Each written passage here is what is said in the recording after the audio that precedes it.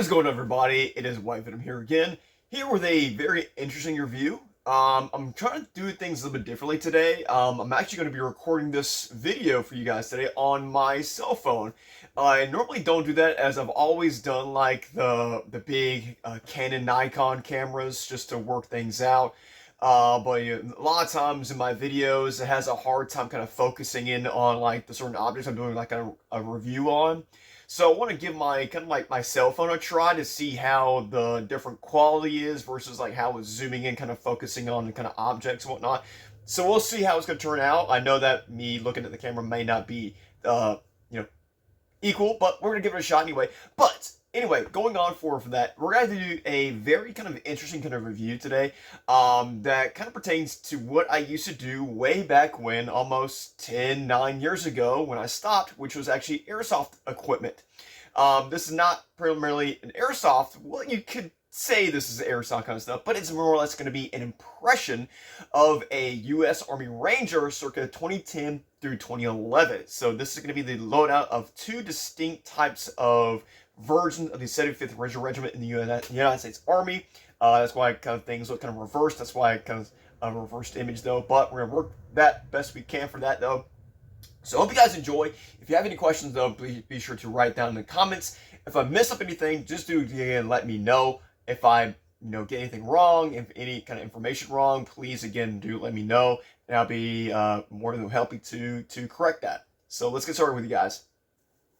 All right, so one thing I will get straight away when be doing the review, because I'm doing more of a 2010 and 2011 kind of kit kind of review for the impression, I'm going to go over basically everything that's going to be generalized from the two distinct palettes, because from 2010 to 2011, kind of the gear that the Rangers did use is very similar. So we go from one, let's say, camouflage pattern into another camouflage pattern, but mainly a lot of the gear stays the same in just that 1 year period. So what I'm going to do first is I'm going to go over basically everything that's going to be onto, like, let's say the plate carrier, the helmet, and some subtle accessories, and then we'll get on to the main uniform patterns. That way we can see the differences between here and then between 2010 and 2011. If that makes sense, we're going to make that kind of make it just things that'll be easier. That way we're not flip-flopping between different kind of patterns. So stay tuned for that.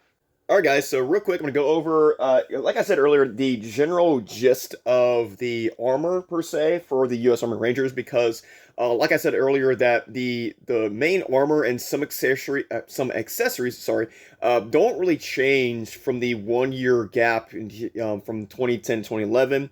So a lot of it does keep the same. So for the most part, what does remain the same is, of course, the plate carrier, which is, of course, the Ranger Green MBAV plate carrier, which was the primary one from 2010 up until about 2013, 2014-ish, when they started using the Cry AVSs, things like that. And now they're, of course, using the Cry JPCs into the newer modern age here. So this was the primary one from that kind of 2009, 2011 era, basically. And toward, of course, 2011, they started doing like the khaki tan version of this.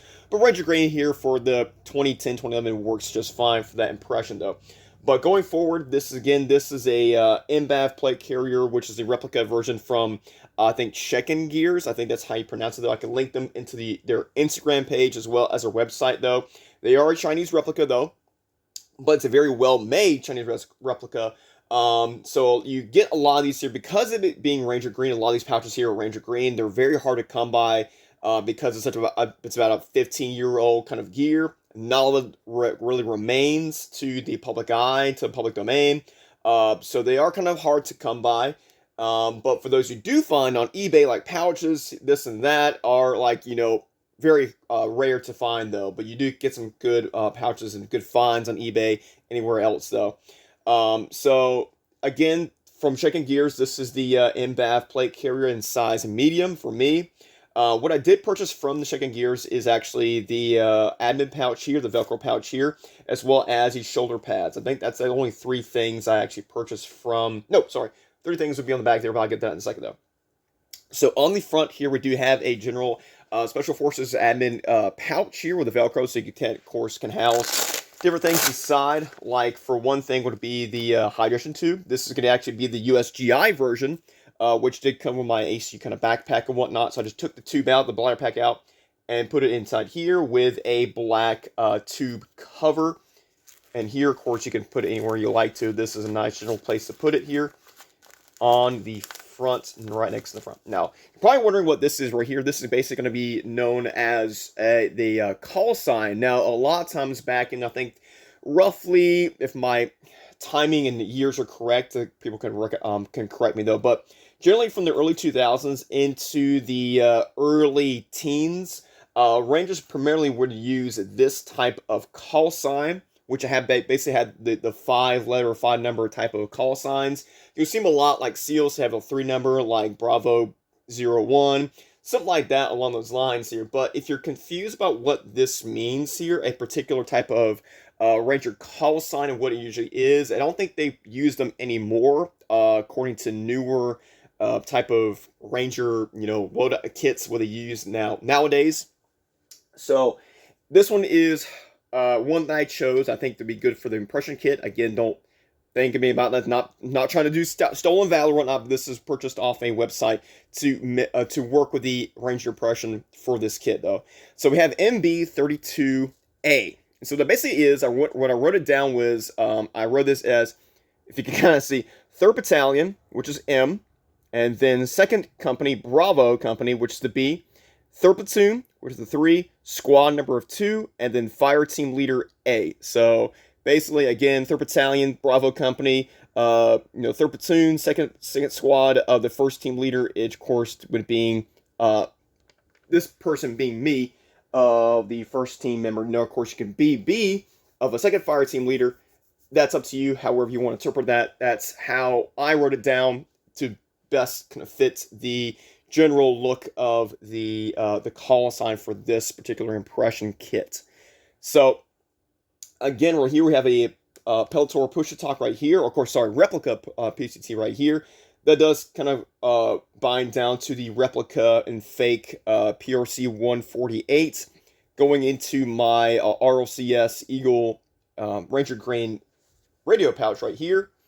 In the front here, we do have, of course, I think this was a, forget the name brand of this, but this is a Ranger Green N4 mag pouch. Now, a lot of times, too, you can have either between the two 2009, sorry, is the USGI kind of button flaps, which is basically a 3-shingle mag pouch with the little small snap buttons. They could pour basically about 3 mags into.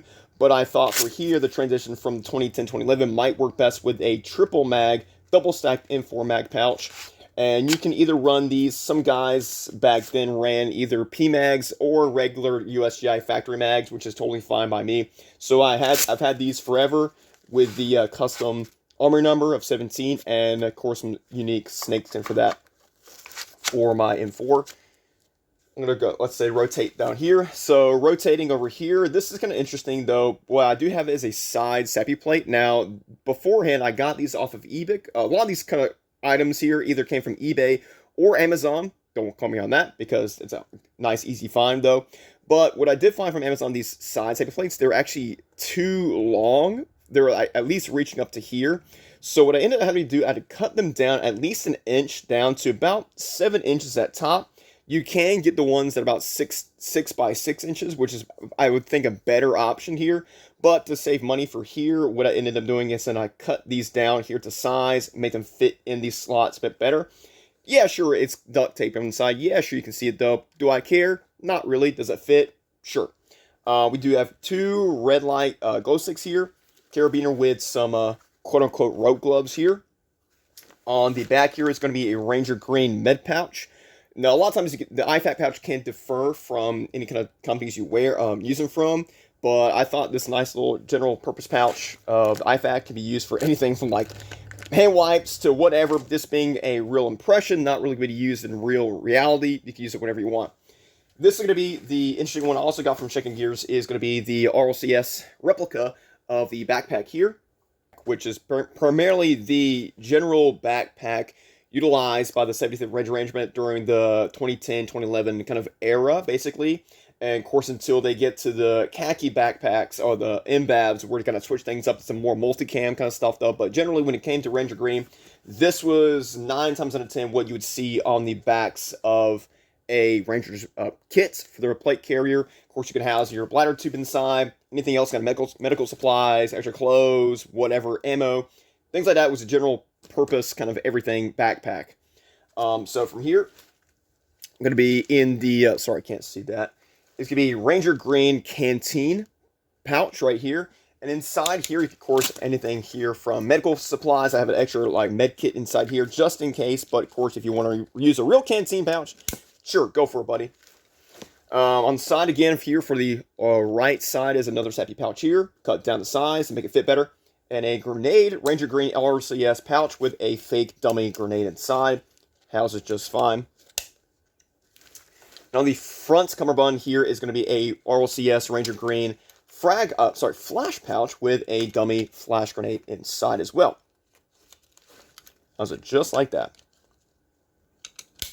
And that's pretty much it for the, oh, sorry, I forgot to mention the Ranger Green RLCS kind of Eagle shoulder pads right here. They kind of tie everything together. That does go good with the kit. So again, that's pretty much it for the main plate carrier. In the inside, what I do have is going to be basically kind of airsoft, kind of soft plates that do fit the insides here, make it whole. So they're pretty good for here. They keep it stable, keep it secure, and whatnot. So it does fit me really great. And next we're going to move on to actually the helmet next after this. Alright, so for the helmet, again, primarily for the 2010 and 2011 Rangers, they generally still ran the Mitch 2000 for the most part until they started to working with the OpsCore helmets later in the 2013-2014 kind of era. Of course, they still use OpsCores now with different setups and whatnot, but in the era of, let's say, the digital era when they still were using Mitches, still a sexy helmet. I love it to death. I'm glad to have it back here. I used to have one back in the day when I used to do airsoft, but not anymore, but it's great to have it back.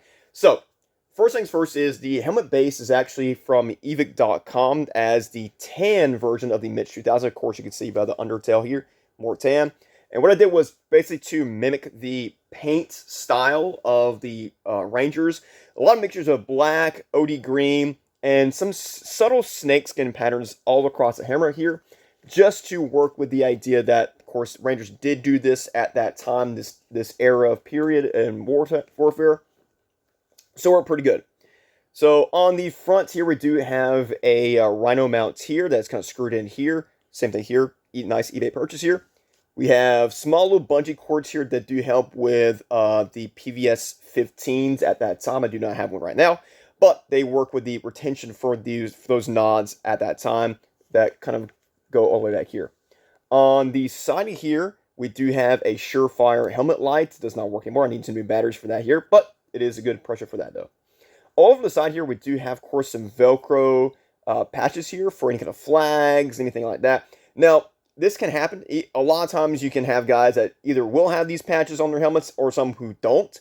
I ran with the guys who do, which I kind of like that version just a bit better because it looks a bit cooler with the Velcro patches around. Speaking of that, on the top here we do have a strobe up here. It used to work pretty good and no longer works. This is the real version, not the fake airsoft version. So this used to work here, but no longer works, sadly. So that is that. On the back here, we do, of course, have some goggle straps here to kind of house help with the bungee cords here.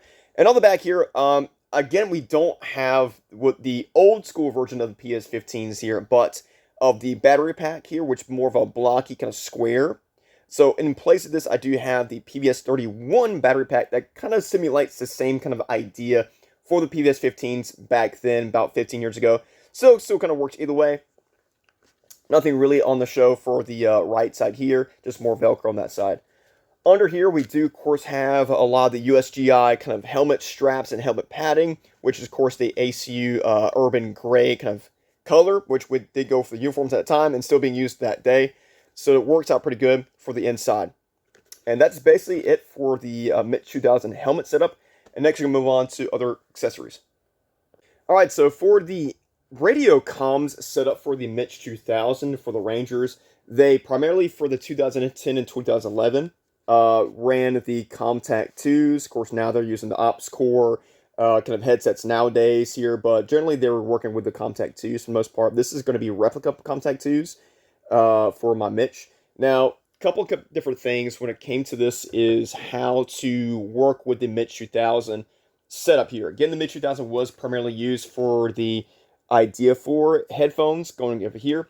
So you can do this either two ways. You can put these on your forehead and work with these straps around it here to work with the mic, have it set up over here, all that. Either way you want to. This is totally up to you. How do you want to put it on your helmet, though?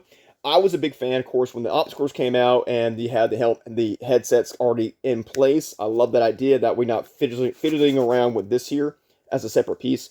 But if you want to work with just the helmet strap here, what you can do is, I think this is kind of an easier method here. You can already pre-apply this here with your cords and your boom mic and whatnot. Can already have that set up here, and then basically all you gotta do is kind of stretch it best you can around here, put it over your ears, put it over your noggin, and there you go. That way this is out of the way, this is out of the way, and that way you're good to go. So it's either way you want to do it. You can do it either way. You don't have to worry about this. You can just put your headphones on, put your helmet on, and then boom, you're done. Just to relieve time. Sometimes I do that too, just because I don't want to deal with this boom mic anymore being my face. It's either way you want to do it though, but generally for the mic setup, this is pretty much how it was run for the Rangers. Alright, so here's where we start to get into the differences between the 2 years of 2010 versus 2011 here. So for the 2010 kits, we're basically going to be working with is black knee pads. So we have a lot of accents of working with the digital black and some tans and whatnot. So for here, you can work with the basic general black knee pads. I found these a really good find at a Army surplus store. Great find, work great for the kit. So I like these a lot.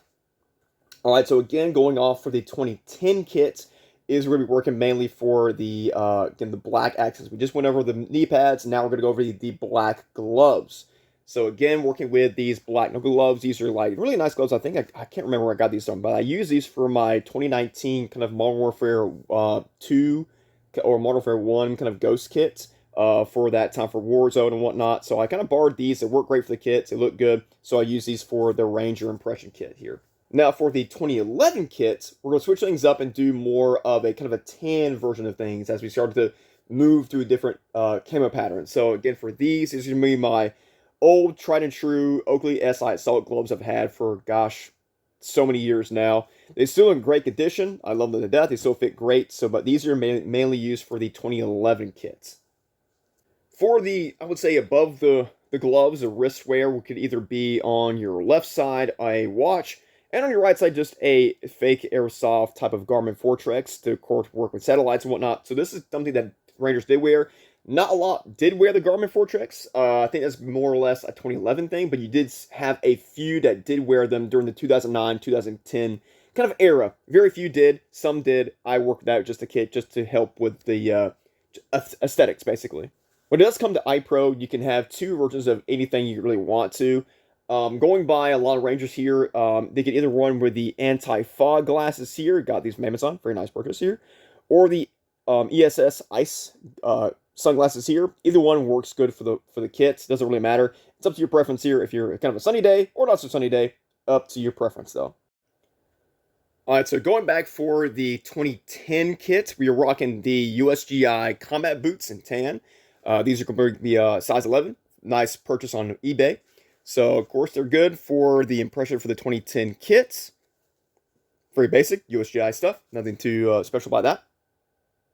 Now, for the 2011 kits, we are transitioning it to more of the Merrell Moab ventilator boots, waterproof boots for the Ranger kit here. So, again, I've had these for a couple of years now. Had to get some new ones, though, but they're pretty good, too. Work for the kit, and I like them a lot.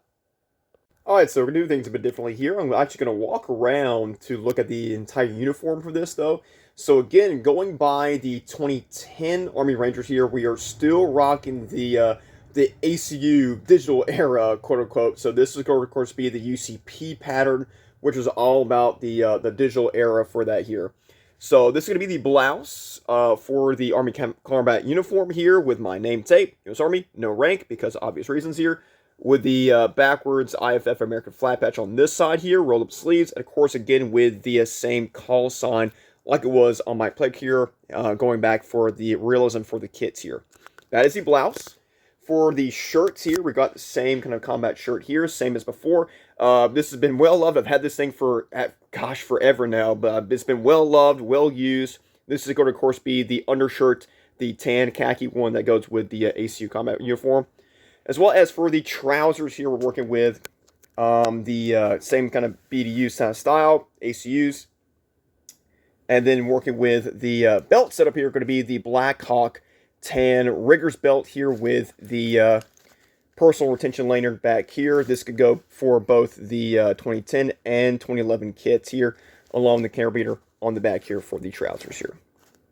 Now, I did want to include this one here because it's a really nice find. For the very brief period that the Rangers did rock the UCP kind of combat shirts here, this is more or less the earlier versions that did produce by Massive back in the day from 2007 to 2009 for the digital pattern here. They still use these to this very day, but of course without this logo here, as of this course, again, the early versions with the logo, they stopped doing this now. Of course, obviously nowadays it's in multicam here. Some can still have with this basic collar here, or now they kind of mimic the Cry shirts with the zipper collar down here, just for nowadays for the basic troops here. So same thing, kind of basic setup of the American flag, no rank patch, and of course my last name. And still same thing with the call sign on that here for the, again, the brief period for when Rangers did wear them. Some did, some didn't, but I still had this either way that you can use this for the kit. Alright, so now we're going to venture into the 2011 side of the combat uniform, which we're getting into more the Cry Precision era for the, of course, again, the multicam era, so to speak, for the Rangers here. So we start transitioning to the Cry Precision uniforms here for both the combat shirt and pants here. So again, this is the Cry Precision combat shirt in Gen 2, complete with, of course, American flag and the call sign here. So these are still being used. Of course, nowadays they're changed and new gens and whatnot, but this is going to be the Gen 2 version. And of course, the Cry Precision Gen 2 combat pants, again with the integrated knee pads, again by Cry. Same kind of basic setup here as far as the UCP goes. So same Black Hawk tan Riggers belt here with the same OD10 personal retention lanyard up here, just for looks here. Not a lot of guys did run sidearms for the Ranger kits back in the 2010-2011 era. Some did, some didn't though, but you don't really have a leg harness set up here for those two eras, primarily for the M4s, which I'll get to in just a second though. Alright, so a few things left before we get our kind of wrap things up here for the kit review. It's going to be the primary weapon setup for the Rangers during the 2011 and 2010 setup here. So going by the 2010 version, we are still rocking the M4A1 carbines. This is going to be, of course, the airsoft version of this. I think this is the Colts M4 setup. It's a decommissioned kind of airsoft gun I had forever, though. Doesn't work, doesn't function anymore, but it's still great as a prop itself, though. A few little adjustments I did have to make for the M4, though. For this here, I did add a new crane stock to here. So you can still rock the factory stock here, but 9 times out of 10 for the Rangers that time, you'll still see them rocking the crane stock, which I love the crane stock.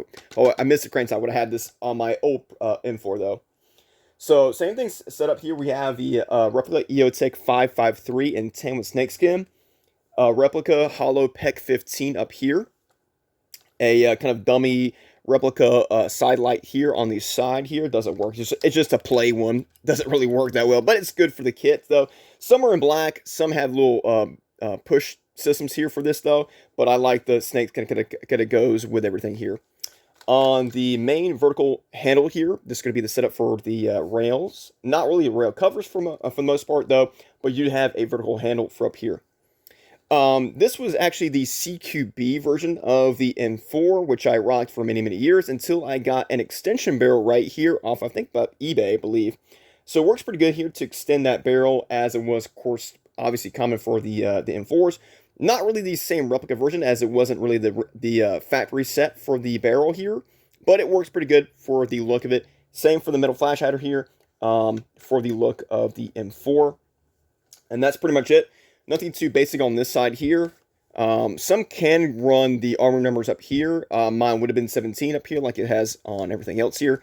I just haven't done it yet, but it still works pretty good. Of course, you see the gearbox inside. Doesn't work. There's no tube in the inside, so it can't really feed BBs at this time. But again, it works great for the look and prop. It still has a really nice heavy weight to this. It's a full metal M4 CQB for airsoft, though. So it still works pretty good.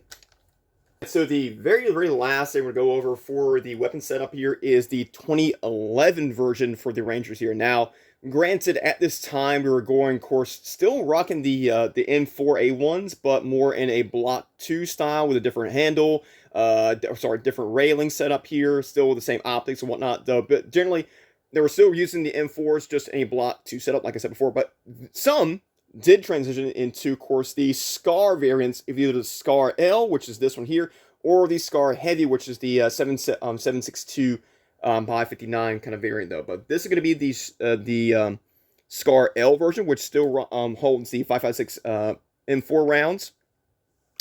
So same kind of setup here for the 5.53, the PEG 15, and now, of course, introducing a kind of push lights here, the little light here. Some did have these, some did not, but of course I like the version for the 2011 as it kind of upgrades here with the same kind of SCAR flash hider I've had that still can house the fake kind of suppressor on the end if given the chance for that, if that option is to be.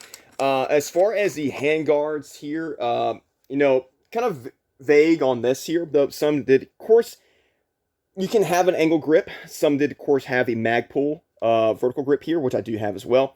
But I went with the kind of slanted angle grip here for the SCAR, as it worked really nice. It goes good with the tan variants, everything here. But again, this is going to be mainly for the 2011 kits for the Ranger.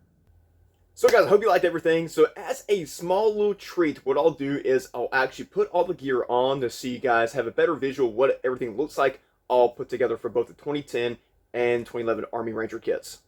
Alright guys, so here is the overall look for the 2010 kits. Again, completes everything with the UCPs, the Ranger Green, the Mitch. So this could be the 2010, and then later on I'll let you guys look at the 2011 kit to see which one you guys like. So I'm going to do a quick little 360 to get you guys kind of a better look of everything. Best I can, fitting the width of my camera here for my phone. So again, 360 of the plate here, the knee pads, the boots, bloused to be correct, everything too. So here's the left side, my right side, the back, the left side, and of course the front, everything for here. And here's the look with the M4A1 with the secondary shoot main primary weapon for the 2010 Ranger here. So that's it, and then we're transitioning now into the 2011 kit. Alright, so a little surprise, I did want to include the Army Combat shirt, the digital version, before we actually get into the multicam version, the 2011 kit, just so you guys can get an idea what the shirt looks like compared to the UCP blouse. So a look up here with the elbow guards, the minimalized kind of patches and whatnot. So it still works great. Again, still like I said earlier, it's still being used, just more in the multicam style with now the zip-up collar, very similar to that of the Cry Precision kind of version of that. So this is the combat shirt, the massive combat shirt for the Rangers. Again, for the very brief period that some Rangers did wear them in some occasions. Not all did, but some did. I just want to include that for this kit as well. Alright guys, so now we're going to get into the 2011 variant. Of course, now we are rocking the Cry Precision multicam version, which we of course transitioned from the digital era to now the multicam era, which is now the primary camouflage pattern for the United States Army and kind of other forces as well. So, gonna again, same thing too, gonna do a 360, kind of give you guys an idea what it looks like here. So, of course, here's the front with the same kind of style. No knee pads, same with the barrels, so no need to blouse your boots or anything. Same Mitch, same plate here, like I just said before, but doing the 360. So here's the side, same thing too. The back, the left side, and get back to the front. And now with the 2011 kit, we're rocking the Scar L for this time. Again, you can still run the N4 A1 with the Block 2 setup, but for 2011, I decided to go for the Scar L. It works out just fine. So here's that. So guys, that is it. I hope you all enjoyed everything for the my 75th Ranger impression for 2010 and 2011. I had a lot of fun with building this kit up, and brought me back into the memories of the good old airsoft days, which I thought was really nice of to get all this kit together though for like anything else for impressions and stuff. I really enjoy it. So thank you guys again. So I have a question for you guys. Comment down below which one you think you like best, 2010 or 2011. I'm guessing a lot of you guys would go rocking the multicam. Of course, it's obviously the better pattern. Of course, the couch camouflage, which everyone, of course, likes the meme of that, though. But it's up to you guys. So comment down below which one you like best. So thank you all again so much. Be sure to like, subscribe, comments, anything you else like. Any questions, make sure you do comment down below. Thank you guys again. See you next time.